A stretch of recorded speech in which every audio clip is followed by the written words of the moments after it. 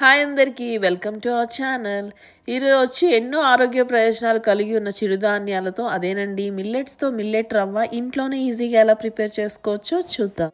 నేనైతే ఈరోజు కొర్రలు యూస్ చేసి రవ్వ అయితే ప్రిపేర్ చేస్తున్నానండి. మీరు ఇదే ప్రాసెస్లో మీ దగ్గర ఏ మిల్లెట్ ఉంటుందో ఆ మిల్లెట్తో రవ్వ అనేది ఈజీగా మనం ప్రిపేర్ చేసుకోవచ్చు. దీనే ఫాక్స్టైల్ మిల్లెట్ అని కూడా అంటారు.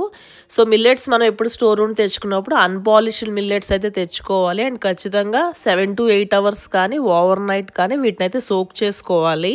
ఇక్కడ కొర్రలు వచ్చి నేను 2 cups వరకు తీసుకున్నాను. వీటిని అయితే మనం 2-3 times అయితే వాష్ చేసుకోవాలి. ఈ వాష్ చేసుకోవడం కూడా మనం ఎక్కువ మిక్స్ చేయకుండా ఇలా వీడియోలో చూపించినట్లు చేతితో ఇలా జెంటిల్గా వేళ్లతో అయితే దీన్ని మనం వాష్ చేసుకోవాలి. ఇలా చేయడం వల్ల ఏంటంటే అందులో ఉన్న న్యూట్రియంట్స్ పోకుండా జస్ట్ డస్ట్ ఏమైనా నలకలు ఉంటే అవి వాటర్తో అయితే వెళ్ళిపోతాయి. వాష్ చేసుకుని ఈ మిల్లెట్స్లో ఫ్రెష్ వాటర్ అయితే యాడ్ చేసుకుని అట్లీస్ట్ 7 to 8 hours కానీ ఆర్ మనం నైట్ అంతా వీటిని అయితే సోక్ చేసుకోవాలి. సో నెక్స్ట్ మార్నింగ్ వచ్చి ఈ మిల్లెట్స్లో ఉన్న వాటర్ అంతా ఇలా స్ట్రైనర్ని యూస్ చేసి ఆ వాటర్ అంతా మనం స్ట్రెయిన్ చేసుకోవాలి.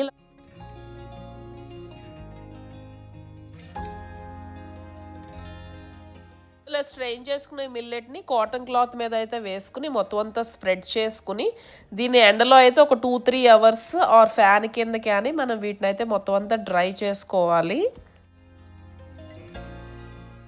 2-3 hours తర్వాత మన మిల్లెట్స్ అయితే మనకి ఎండలో మంచిగా డ్రై అయిపోయినాయండి. సో ఇలా డ్రై అయిపోయిన ఈ మిల్లెట్స్ని మొత్తం అంతా మనం మిక్సీ జార్లోకి అయితే తీసుకోవాలి.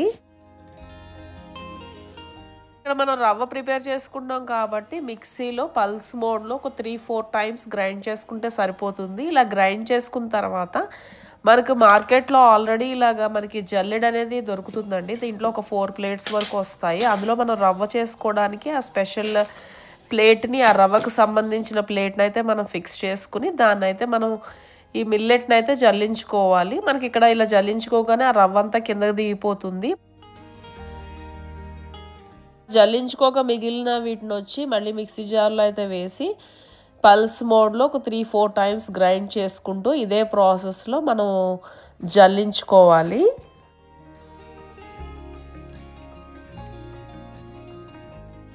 జల్లించుకున్న మిల్లెట్ రవ్వ అయితే రెడీ అండి. మనం కొర్రలతో చేసుకున్నాం కాబట్టి ఇది రెడిష్ కలర్లో రవ్వ అనేది వచ్చింది. మీరు యూస్ చేసే మిల్లెట్ బట్టి ఆ కలర్ అయితే వస్తుంది.